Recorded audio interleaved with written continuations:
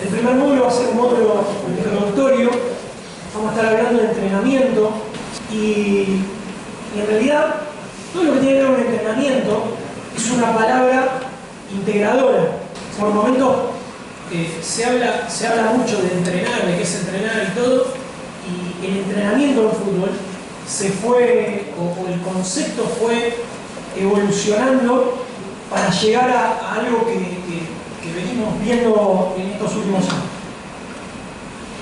Es como que el entrenamiento, o la palabra entrenamiento, se apoya en 4 pilares. Se apoya en la técnica, como si fuera una mesa, se apoya en la táctica, se apoya en la preparación física y se apoya en todo lo que tiene que ver con lo mental, con lo psicológico, con lo emocional, que es un factor cada vez más importante. Hay definiciones, distintas definiciones que terminan hablando de que el entrenamiento es un proceso, que tiene que haber un método, que habla que el entrenamiento es complejo, ¿sí? que tiene una cierta complejidad, que no es algo así, que entreno y nada más, ¿sí? Que tiene que tener una continuidad, no puede tener una semana para un mes, una semana, un mes, que apunta a un objetivo y que lo ideal es ir al rendimiento, que va a terminar mejorando el rendimiento. Más allá de que si el entrenamiento es apuntado al alto rendimiento o a la formación recreativa, siempre va a terminar mejorando el rendimiento del jugador.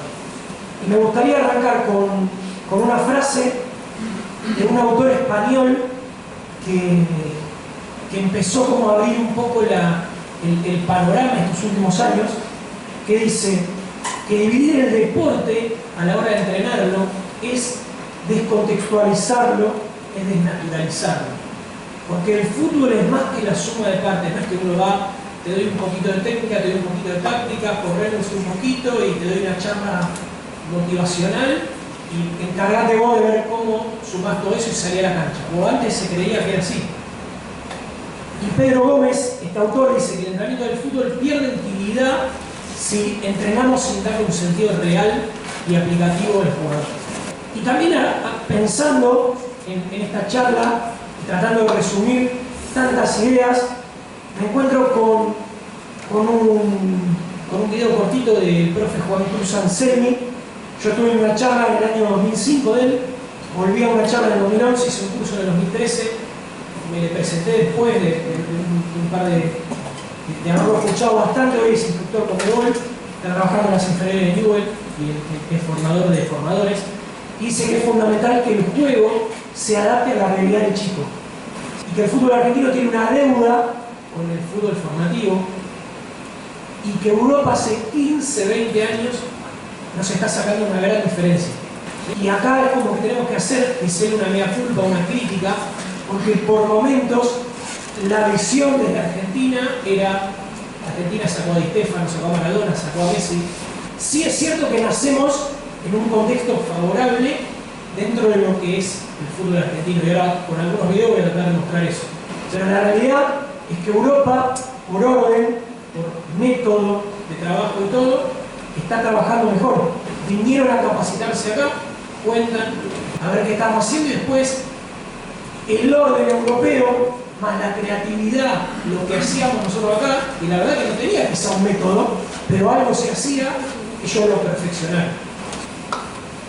Entonces, hay un proceso ideal. Esto es un gráfico de Horst Wayne, un entrenador alemán que viene del hockey, ¿sí? Y que terminó siendo un especialista en fútbol, falleció hace un tiempito, que dice que el proceso formativo ideal debería ser escalonado, donde uno tendría que ir subiendo pequeños escalones para llegar al 11 contra 11, y la realidad, por lo menos porteña, es que al fútbol los chicos de la nada empiezan jugando de un 5 contra 5. En Buenos Aires se juega a partir de los 6 años 5 contra 5, súper competitivo, y ya a los 5 años están armando una categoría promocional. Sí, a los 6 años ya están compitiendo para ascender y descender, y los chicos entran a la cancha con una presión tremenda, con unos tinglados cerrados, con una acústica que la verdad que es tremenda la presión. tremenda. Si los papás exacerban todo al punto tal de, no sé, ir con bombos, con pirotecnia, con bandera. Entonces, esta es la realidad. Nosotros deberíamos modificarla para hacer que el chico disfrute y tenga un proceso formativo coherente. Y hablar de entrenamiento termina siendo hablar de modelos, de cómo vas a enseñar vos y cómo van a aprender los jugadores. Y hay como un debate histórico que se está presentando en el fútbol actualmente, pero que se lo vienen presentando también los deportes colectivos.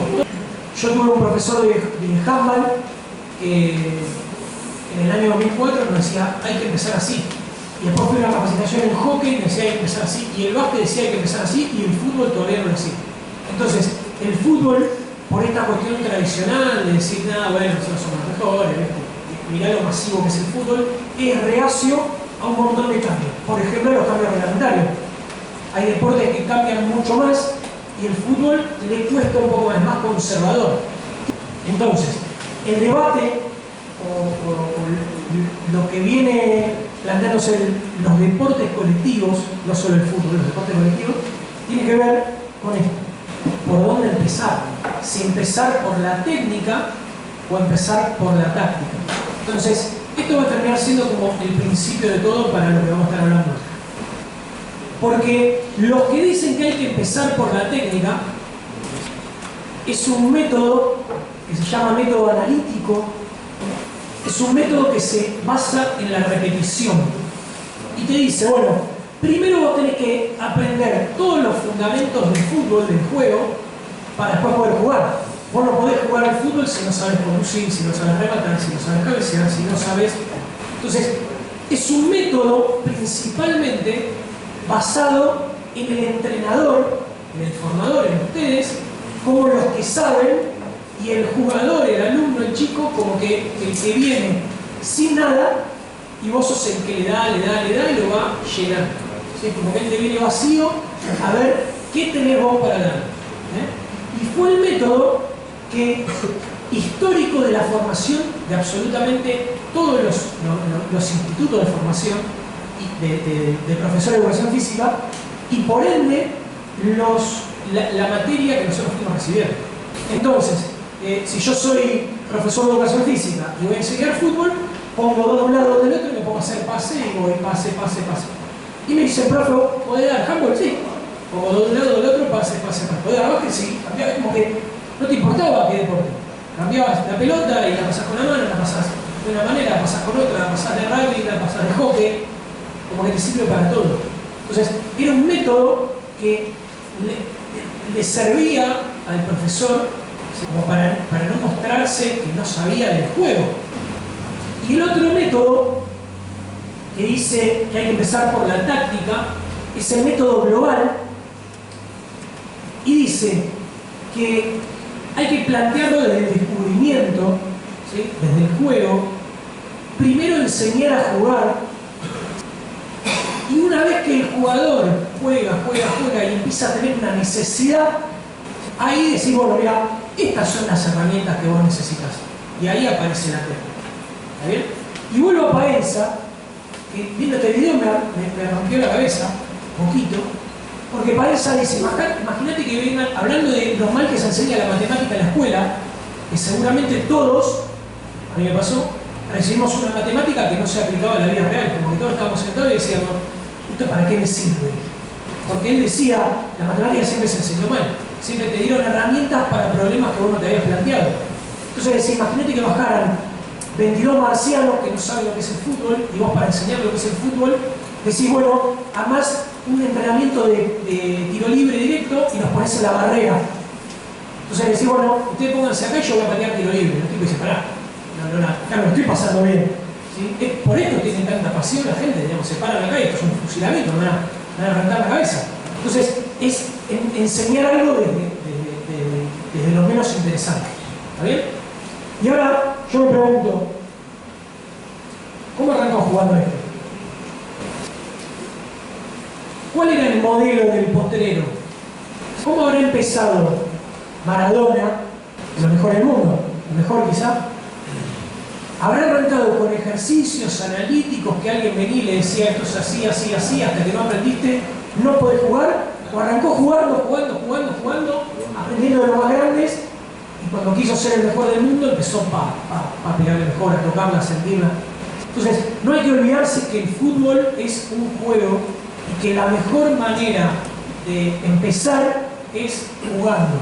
Entonces, el planteo que se está haciendo hoy es que la iniciación debe ser a través del juego, porque todos los deportes de conjunto, los deportes colectivos, que ahora no solo hablo de fútbol, pero que al fútbol también le sirve. Vos haces un juego de pases con la mano, más parecido al handball, al básquetbol, y te encontrás que vas a tener movimientos, similitudes que te sirven. Es una gran entrada en calor para fútbol si querés hacer algo diferente. Es más, es una propuesta del entrenamiento de la coordinación, hacer juegos que no sean tocarla con el pie, porque te abre la cabeza de otra manera, te da más precisión, jugar con la mano que con el pie. Bueno, todo eso hace o termina siendo parte de un proceso que tiene 3 palabras que son claves, que son la percepción, que es analizar la situación que estás viviendo, pasa por la cabeza, es algo mental y táctico. Decidir qué vas a hacer, o sea, primero percibir dónde están tus compañeros, dónde están tus rivales, dónde está el espacio, qué puedo hacer, decidís y después lo haces. Entonces estos primeros 2 pasos pasan por la cabeza y es una decisión táctica, mental. Cualquiera de nosotros podría estar ayer en el superclásico del derbi español, en el lugar de Messi, y percibir lo que hace Messi, decidir lo que hace Messi y después ejecutarlo como nosotros. Y por algo estamos nosotros acá y Messi está en el Barcelona. Entonces, la técnica es fundamental, no estoy diciendo que no. Ejecutar termina siendo todo. Messi es Messi porque ejecuta a un alto nivel, pero aparte percibe y decide lo que otros jugadores no hacen a ese alto nivel. Muy bien, entonces, vamos a empezar a hablar de técnica y después vamos a seguir avanzando. La definición de técnica fue evolucionando en todo lo que tiene que ver con libros de entrenamiento deportivo, porque como que al principio los entrenamientos, el fútbol venía basado de otro tipo de deportes. Eran profe de educación física, que los profes de educación física venían de una base del atletismo, ¿sí? Entonces se corría mucho, se pensaba el deporte desde la resistencia, se pensaba el deporte desde la técnica perfecta, ¿sí? Desde más desde un concepto biomecánico que un concepto de juego. Hoy en día se podría decir, como se habla de técnica, hay una técnica individual, que son los fundamentos del juego, y una técnica de conjunto que tiene que ver con lo técnico-táctico, que es la técnica, un control, un pase, pero teniendo en cuenta a mi compañero, en qué situación de la cancha estoy. Pero la técnica individual, esas primeras definiciones que yo digo que vienen de los deportes individuales, del atletismo, de la natación, de la gimnasia, hablan de un modelo ideal. Son definiciones de deporte individual y deportes cerrados. ¿Qué se llaman los deportes cerrados? Son deportes donde la técnica es una y tenés que hacerlo bien para ser más efectivo. Pero el fútbol, los deportes de conjunto, los deportes abiertos, tienen técnicas cambiantes. No hay una técnica. Entonces, cuando se habla de técnica de fútbol, puntualmente, para ser específico hay que decir, como dice Paco Seirulo, un preparador físico, profesor de educación física español, dicen que es el metodólogo de este Barcelona de Guardiola, fue el profe de Guardiola, que dice que no hay un modelo ideal, sino el modelo para un jugador para solucionar eficazmente lo que pide el juego en ese momento. ¿Está bien? Entonces, a mí me gusta permanentemente llevar a ejemplos futboleros para que ustedes se acuerden. ¿Quién sabe qué es este gol? El Lucaso de Guerra. ¿Cuántas veces habrá cabeceado Guerra con la nuca en su vida? Hay una metodología para el cabezazo con la nuca. Hay ejercicios para... Y sin embargo, esta resolución a un momento que él salta y lo descoloca con el cuerpo, termina definiendo un superclásico sobre la hora. Gana un 3-2, un superclásico recordado, pero entre tantos clásicos, Eso es una época que Boca ganaba mucho, así que los hinchas de Boca, si no hubiesen ganado por el gol de Luca Guerra, capaz que hasta te lo olvidás. Hugo Romeo Guerra, que falleció hace poquito, terminó quedando en la historia del fútbol argentino por este gol. Porque quizá dentro de 50 años, Hugo Romeo Guerra va a quedar en el recuerdo por el nucazo de Boca. ¿Y este gol? Messi definiendo la final del Mundial de Clubes para ir a Lares, ¿no? Este fue el gol del no, fue el 2-1. Fue el 2-1. Messi definiendo el Estudiante y sacándole el sueño de un partido casi perfecto del Estudiante de Isabela ante el mejor Barcelona de todos, quizás. Y Messi resuelve con el pecho. ¿Por qué? ¿Cuántas veces habrá rematado con el pecho? Esto es un remate, esto es una definición. Hay una metodología, cuando ustedes enseñan a definir, ahora que Messi hizo esto, hacemos, no sé, 10 minutos de definición con el pecho y le tiramos una bomba a ver si la puede empujar. No, resolvió lo que te pedía, porque si achicaba la cabeza, no, si capaz que iba a terminar tocando con la mano, que estaba fenómeno, que capaz que lo disimulaba, como Diego, capaz que el pie no llegaba a levantarlo, hizo lo que le pidió la situación. Tenemos 2 goles históricos, se terminan diciendo, no, el remate tiene que ser así, no, el remate tiene que ser un pase a la red, dicen los románticos. Entonces Carlos Borsi, profe argentino, formador mío y después compañero de trabajo, dice en un libro muy conocido de él que son movimientos ideales en que se utiliza la pelota para resolver óptimamente una situación de juego. Ahora, hubo distintas clasificaciones de técnica también, y vamos a ver cómo fueron progresando a lo largo del tiempo. Porque hay un libro de José Sorcelón del año 68 que fue el primer gran libro que se hizo masivo del fútbol de la escuela y fue el libro que tomaron los profes de educación física para empezar a formar profesores de educación física para que después vayan a las escuelas. Y hablaba de 8 fundamentos técnicos, orientados principalmente a enseñar los fundamentos primero para después jugar. ¿Sí? Como se creía el entrenamiento en esa época, está bien. Entonces, hasta el año, para que ustedes se den una idea, hasta el año 2013, 2014, todavía estaban los alumnos de Sorcelón dando la materia de entrenamiento, el profesorado de educación física, el curso de entrenador, y mostraban así, porque ellos habían aprendido así, estaban convencidos que eso era así. Entonces, hubo un montón de entrenadores, a mí me pasó, cursando en el 2006-2007, que recibimos esta metodología y nos encontramos con que se estaba viendo otra cosa en otros deportes y el fútbol todavía estaba hablando de esto. Y para cada técnica había como 3 cuestiones: los principios generales, la forma de aplicación y los ejercicios aplicativos. Ahora, por otro lado, este manual de fútbol base que ustedes van a recibir separa a los fundamentos técnicos como si fueran 3 familias. La familia de controlar la pelota, entre paréntesis es como una traducción mía, pero ellos en ejemplos, viendo los ejemplos, digo, bueno, esto es esto. Pero ellos al control lo llaman a la recepción de un pase y a todo lo que es control tipo malabarismo, habilidad, que es sumamente necesario.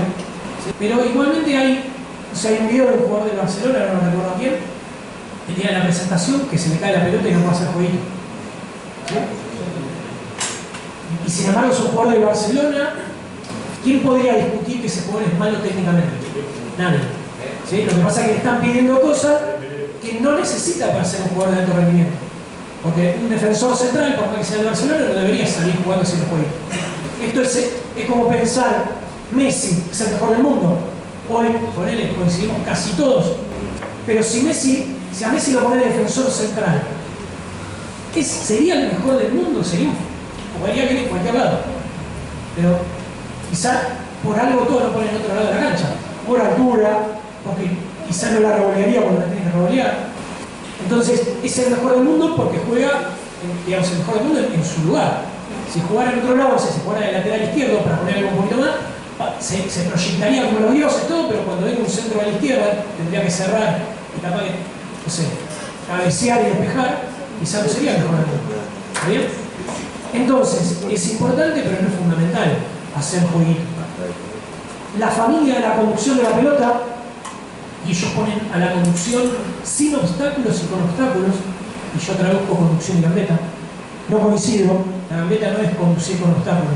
Ese ejercicio histórico de bolita de fútbol, de poner un montón de conos, llevar, no es gambeta. ¿Sí? Gambetear es gambetear a un adversario. ¿Sí? Eso es conducción a conos. Que mejora, digamos, es una conducción diferente a conducirla sin conos, sí, pero es conducción, o si querés, tiene más que ver con el control de la pelota que con la gambeta. La familia del golpe de la pelota, a los pases y a los remates, porque hay golpes, ¿sí? Hay pases que tienen fuerza de remate para la técnica, como que uno creía que el remate tenía que ser fuerte y el pase suave, y después están los que dicen que el remate es un pase a la red, y vos cuando tenés que hacer un pase largo, pones mucha fuerza. Entonces, por momentos Messi quizá Fini la toca así nomás, o el gol que hizo ayer Leal, capaz que lo vio fresquito a River, le amaga a Armani, la baja y le hace un pase a la red justamente, y después nos encontramos con que hay, no sé, despejes, rechazos, que golpea la pelota, acá no lo pone, debería estar acá quizá, y lo único que tiene que hacer es despejar, rechazar, sacar el peligro y si podés dejarla dentro de la cancha, ¿sí? Pero tampoco, digamos, es un recurso defensivo importantísimo. Y hay una cuarta familia como especial que ellos hablan al juego de cabeza, al juego de volea, no tengo ni idea por qué, yo la podía como golpe de la pelota también, lo mismo que el juego de cabeza, pero bueno, la cabeza es algo, digamos, se usa especialmente, por lo que se golpee, se puede usar para controlar también, se puede usar para conducir. Hay un loco brasilero que quiso patentar una jugada que se llama la foquiña, ¿sí? Que era levantarla y entrar haciendo jueguito con la cabeza, obviamente la patada más baja era al cuello. La verdad que puede estar divertido, todo no es tan efectivo, o sea, sí, capaz que para que hagan un penal o para que le echen un rival, ¿sí? Pero bueno, imagino que si Messi y Cristiano Ronaldo no la usan es porque queda como algo más entretenido para que todos lo recordemos que otra cosa. Los quites y la técnica mental. Ahora, yo me iba formando con distintos profes, uno de estos profes que yo mencioné, Luis Descurier, que es el director de la Escuela Vicente López y que me dio la posibilidad de empezar a hablar de entrenamiento en los cursos de entrenador. Y él hablaba de que eran 5 los fundamentos. Y me encuentro leyendo con que Grifa, en un gran libro que escribió, que se llama 39 años de divisiones inferiores, habla de 5 fundamentos. El pase, la recepción, la conducción, el cabeceo y el tiro al arco. ¿Sí? Lo menciona así. Pero el mismo Grifa, cuando habla en su libro de esto, dice que la técnica ya no es la cualidad más importante del juego. Necesitamos capacitarnos y actualizarnos en detalle del juego que antes no se tenían en cuenta. Entonces, en los cursos de entrenador, nosotros tomamos esta clasificación. Me tomé el atrevimiento de sumarle a la gambeta, porque la verdad que me da un poco de vergüenza decir cambiar algo de Grifa, si quién sos. Capaz que hasta cambiarle algunos nombres, porque me parece que control puede venir a toda la parte, digamos, la recepción es la recepción de un pase, pero toda la parte de habilidad de control, me parece que el término me cierra un poco más. Entonces, hablamos de control de pase, de conducción a meta, o sea, no conducción con hitos y sin conitos, sino que dentro de ese mismo momento hablo de conducción a meta, remate y juego de cabeza o cabeceo. Entonces, cuando empezamos a hablar de esto de técnica, decimos, bueno, ¿por cuál empiezo? Y se arma un gran debate, ¿sí? Si hay uno más importante que otro. Y acá hay grandes discusiones. Y como yo trabajo haciendo, o sea, el trabajo mío no es dar soluciones y que ustedes anoten, o no me gusta eso, prefiero que ustedes se vayan con dudas y se vayan pensando un poco sin respuestas mías. ¿Sí? Que ustedes lo decidan, porque la respuesta ideal sería depende. ¿Sí? ¿Vos pueden pensar? Depende. El profe que me formó a mí decía, si yo no conozco al grupo, empiezo con una conducción analítica para darle orden a la clase, al entrenamiento, para yo saber si conduce con la derecha, conduce con la izquierda, para yo poder tener una organización mucho mayor. Y me parece que está bien, en grupos que uno no conoce, en grupos revoltosos. Otros dicen que hay que empezar por el control, por hacer jueguitos, por tenerla, por pasarla, porque el control es el principio de todo. Todo lo que vos querés hacer después, primero tenés que tener la pelota. Si vos no tenés la pelota, no. Ahora, vos podés jugar de primera, me haces un pase, yo la paso para allá, no hay control, pero hay control de la situación para no hacer ese control. O sea, que tenés que tener un control del juego como para decidir no controlarlo.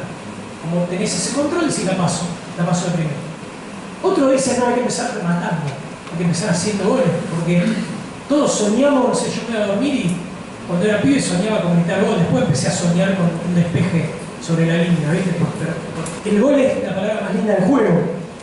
Entonces, si uno arma juegos y ejercicios donde haya muchos goles, cuando después se va a la casa y el papá, la mamá, no le pregunta si se divirtió, que sería lo más coherente, le pregunta cuántos goles hiciste, por lo menos se fue gritando, 14 goles. 14 goles, dice, qué bien. El partido después la tocó, ¿sí? Pero vos le armaste ejercicio con arco gigante, con, no sé, y el arquero era un pinche, un cono grande, y el pibe está convencido de su gol. Y otro dice, no, hay que empezar por el pase, porque el fútbol es un deporte colectivo y el pase es el principio de todo. Estamos en época de la posesión, cuánto tiempo la tuviste, el tiki-taka. ¿Sí? Entonces, tiene también coherencia, depende de cada edad. ¿Sí? Lo que está claro es que nadie dice que hay que empezar cabeceando. Muy bien, entonces, hasta acá llegamos con técnica. Vamos a ver que la táctica, que uno se le imagina algo de laboratorio, se imagina algo complejo, y vamos a intentar bajar el concepto de que no. Porque pocos términos en el fútbol traen tanta confusión como la táctica. Porque algunos hablan de que la táctica es esto que es el sistema de juego, el orden inicial de los equipos. Otros dicen que la táctica es la toma de decisiones, la táctica individual. Otros hablan de la táctica colectiva a ese sistema de juego. Vos paraste 4-3-3, 4-4-2, y cuando se empiezan a mover decís, bueno, cada uno hace esto. No es lo mismo tener un lateral izquierdo como el Juan Pizorín, como Jordi Alba, que un lateral izquierdo que no pasa de la cancha. Y otra cosa es la estrategia, que también se confunde con táctica, que es lo que el entrenador plantea. O sea, que la charla técnica, los cambios en el partido, la charla del entretiempo, no es táctica, es estrategia. ¿Cuál es el concepto más importante? Por lo que se está hablando del 2000 para acá, se está hablando de la toma de decisiones, de la táctica individual. Que esta es la táctica que hay que prestarle más atención. ¿Está bien? Ahora, ¿de dónde empieza a surgir esta confusión? En el 96 aparece Olé, y Olé en el cuadrito, ese inicial te ponía táctica 4-3-1-2. Y eso es sistema de juego. O sinónimos que dicen otros entrenadores. Bielsa no le dice sistema de juego y que vamos a discutir a Bielsa, pero no le dice táctica. Hoy Olé corrigió eso y tiene un periodista que hace la parte de análisis táctico, Vicente Muglia, ¿sí? Que tiene una sección llamada táctica y habla del juego, habla de táctica de verdad. La realidad es que muchos piensan que saben de fútbol por hablar de sistemas. ¿Sí? Menotti dice, voy a denunciar a esta gente, son numeritos de teléfono. Es como que si vos marcás 4-3-1-2 en Buenos Aires, te conectás con zona sur, con Avellaneda. 4-3-1-2 no dice nada. El sistema clásico, el sistema piramidal, 2-3-5. ¿Sí? ¿Alguien lo escuchó?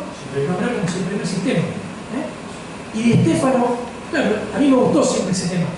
Me gustaba tanto que cuando me recibí entrenador, hice como mi tesis hablando del sistema de juego. Y el profe que me abrió la cabeza y me ayudó a pensar, Jorge Castelo, uno de los profes que me cambió la forma de ver el entrenamiento de fútbol, ese profe vino y me dijo, está todo lindo esto, pero no estás hablando de entrenamiento, no hablar de juego.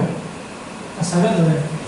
No me lo dejó así, para no desmerecer mi esfuerzo, porque la verdad que yo sentía que había escrito mucho de lindo, pero la verdad que había hablado como de lo menos importante. Estaba recién entrenador de fútbol y estaba hablando de numerito de teléfono. Pero la inquietud que me decía, bueno, si todos juegan 2-3-5, había 2 defensores para marcar a 5, y Stéfano se lo dijo a Menotti, cuenta Menotti, que le dijo, ¿vos te pensás que éramos pelotudos, que 2 defensores nos marcaban 5 delanteros? Se ve que antes, 50 años se jugó 2-3-5, y estos 2 corrían a 5. ¿Sí? Lo que pasa es que como fue la manera de dibujar las formaciones de los diarios, empezaron a aparecer esos 5 delanteros y todos nuestros abuelos y los viejos te dicen Muñoz, Moreno, Pedernera, Gabriel y Lustó. Pero había grandes formaciones hasta la década del 60 que seguían hablando de los 5 delanteros. ¿Sí? Bielsa dice que la elección del sistema de juego no es importante y tomó mucha resonancia porque es accesible a todo el mundo y todo el mundo puede opinar. Sin desmerecerla, porque la adoro, pero mi vieja, si vos le decís 4-3-3, piensa un ratito y dice, bueno, debe ser como se paran los equipos, no. Pero no es una gran virtud decir 4-3-3, 4-3-1-2. Cualquiera que sabe poco habla de eso. Si ustedes quieren saber de más, hablen del juego. Y el Coco Basile, una frase famosa de Coco, que TIC lo hizo spot publicitario, dice, yo los coloco bien en la cancha, tengo que agarrar el partido y se mueven. Se decía, estaba mal parado, yo los paré bien. Empezó el partido, dice yo, empezaron a mover. La gente del grupo equipo de Rosario, estuve en diciembre en un congreso, es un lujo, me están haciendo un lujo. Si usted que tiene Rosario cerca, manténganse informados de lo que hacen, porque la verdad es impresionante. Hicieron un gran cuadro que yo lo agregué al apunte del curso entrenador, que habla de que la diferencia entre la táctica y la estrategia, y dice que la táctica es del jugador, es el juego. Y dice Guardiola, la gente habla de táctica, pero en realidad la táctica son los jugadores. Y la estrategia depende del entrenador y son aspectos exteriores al juego. ¿Sí? Se da antes, se da en el entretiempo, se da cuando haces cambios, ¿sí? Pero haces un cambio estratégicamente y los jugadores empiezan tácticamente a responder a tu estrategia. Dos patas a la mesa, técnica, táctica, preparación física. En tiempos donde la preparación física es tan discutida, ¿sí? Donde se hizo famosa una frase del año 2007 de Capa, justamente con Paco Seirulo, que lo nombré, que es un referente de entrenamiento en España, una frase que dice: la preparación física no existe. Y todo el mundo, una entrevista bastante rica en conceptos, todo el mundo tomó esa frase y nada más, porque somos amarillistas, consumimos títulos. Entonces, cuando alguien quiere repetir con colorito algo, ¿sí? Si vos tenés que pelear con un preparador físico, decís, la preparación física no existe. Y te vas rápido porque no leíste el resto de la entrevista, leíste el título. Después encontramos a Messi haciendo cosas sin pelota. Encontramos a Cristiano Ronaldo, que por suerte, cuando nació su segundo hijo, subió a Twitter y a Instagram una foto ahí, en su casa, en una silla de cuadros, diciendo, la frase decía, brillante, decía, enseñándole a mis hijos que sin esfuerzo no hay resultados, ¿sí? No hay éxito. Con esa foto. Tremendo la importancia, porque los pibes consumen esto. ¿Sí? Fundamental, este tipo de cosas. Porque aparte, Messi era un crack, era el mejor, como Diego, de chiquito. Cuentan que Cristiano Ronaldo no era el mejor de su generación, que Nani era mejor, que había otros jugadores que eran mejor, y que él terminó siendo el mejor y peleándole 10 años mano a mano a Messi. Entonces, cuando hablamos de preparación física, vamos a hablar principalmente también de fases sensibles, que es un concepto que vamos a tratar de desarrollar en el tercer módulo, porque así como el entrenamiento se para en 4 patas, la preparación física también habla de fuerza, velocidad, resistencia y flexibilidad como capacidades condicionales. Y también habla de reacción, orientación, readaptación, equilibrio, ritmo, acoplamiento y diferenciación como capacidades coordinativas. Esto es un déficit muy grande, como que no se ha estudiado tanto. Y encima los nombres son difíciles. Pero casi siempre esto lo tienen los juegos. Hay objetivos antes del fútbol infantil, en la pubertad hay objetivos, como la coordinación, la velocidad por rapidez, depende de qué autores, a las carreras cortas, veloces de menos de 8 segundos, la flexibilidad o movilidad, porque la etapa sensible es la infancia. Si vos en el fútbol infantil no empezás a estirarnos de a poco, se pierde esa movilidad, flexibilidad, amplitud de movimiento, como distintos términos para sinónimos, no sinónimos desde lo finito de la teoría del entrenamiento, ¿sí? Pero para que se entienda así. Lo que pasa es que es aburrido esto. Vos vas a tener 20 minutos los chicos longando, estirando de a 2, de a 1. Entonces, lamentablemente uno no se prepara para esto, termina bueno el hombre y se va, pero lo que uno no hace a esta edad, por algo todos nos vamos acortando. Todos nacemos súper flácidos y nos vamos creciendo un poquito al punto tal de no poder atar con los cordones. Todo lo que tiene que ver con fuerza, fuerza en la infancia, parece, viste, mala palabra, a la fuerza rápida, también de menos de 8 segundos, y a la fuerza preventiva, hay distintos tipos de fuerza. Uno cree que fuerza, vos le das a cualquier nene de fuerza y hace bíceps. Le agarra cualquier cosa y dice, es como que la fuerza es el bíceps. ¿Qué fuerza tenés? Si tenés que poner el bíceps y hacer así. Y fuerza es otra cosa. Fuerza es otro concepto. Messi es fuerte. Si no, no podría sobrevivir cuando tiene esos partidos chivos que se tienen que meter entre los defensores y lo quieren levantar por el aire. Es fuertísimo Messi. Si no fuera fuerte, se hubiese roto apenas debutó el primer año y no se lesiona casi nunca. Y la resistencia aeróbica hay que mejorar en la infancia. Y ojo, no estoy hablando de correr. ¿Sí? Resistencia aeróbica no es dar vuelta a la cancha.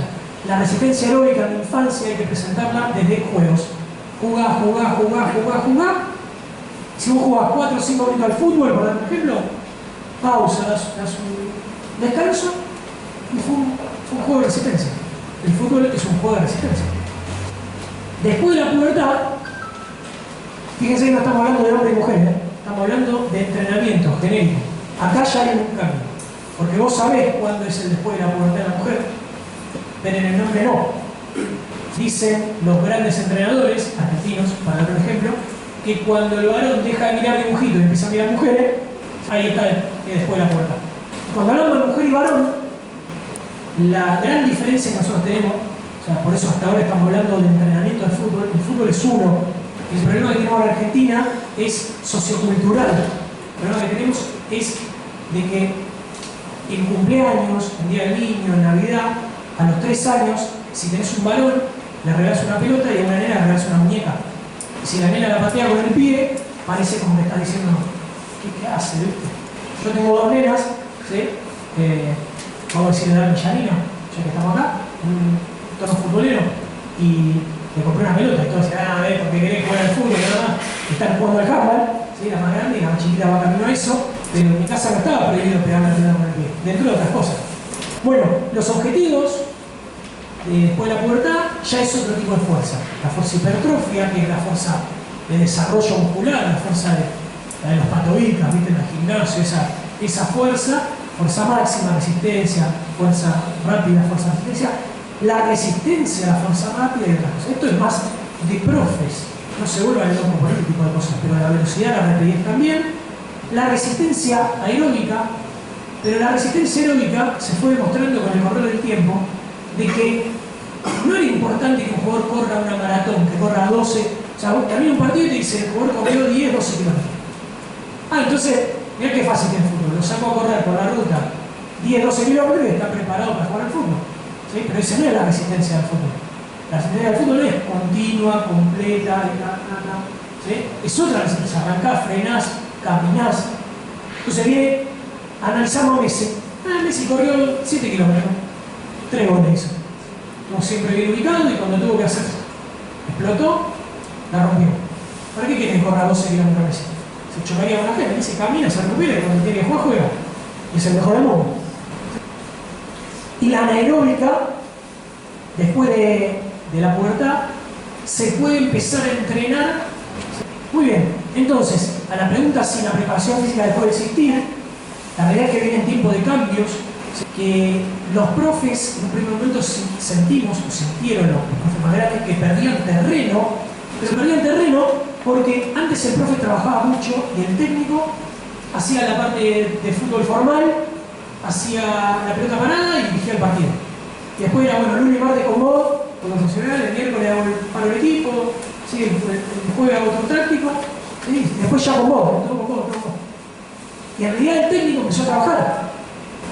Y los profes empezaron a sentir que perdían, y es verdad, perdieron un porcentaje de tiempo frente al grupo de entrenamiento, pero ganamos tiempo para estar tranquilos, para mirar, para ver quién corre bien. En la práctica de fútbol formal, cuando el técnico trabaja, uno está mirando si pisa bien, si se tocó, no sé, los isquiotibiales, qué pasó, por qué renquea, qué te pasa a venir, cuánto tiempo va a jugar cada uno.